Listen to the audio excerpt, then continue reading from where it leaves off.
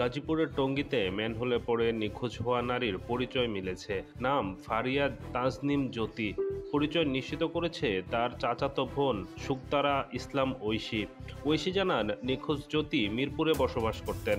তিনি মনি trading corporation নামের একটি প্রতিষ্ঠানে ন্যাশনাল সেলস ম্যানেজার হিসেবে কর্মরত ছিলেন। জ্যোতি চুয়াডাঙ্গা জেলার সদর থানার বাগানপাড়ার মৃত ওয়ালিউল্লাহ আহমেদ বাবলুর মেয়ে।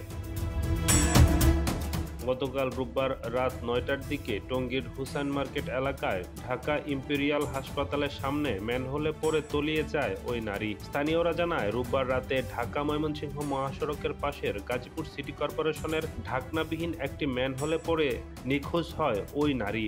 এ সময় স্থানীয়রা তাকে উদ্ধারের চেষ্টা চালায়।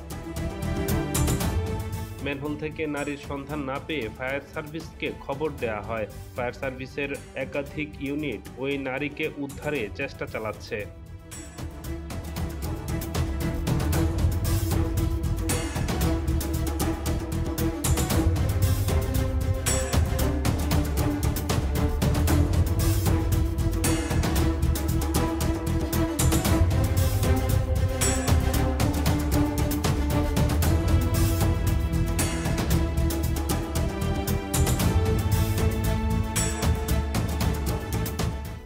ডেস্ক রিপোর্ট, দৈনিক আকাশ জমিন।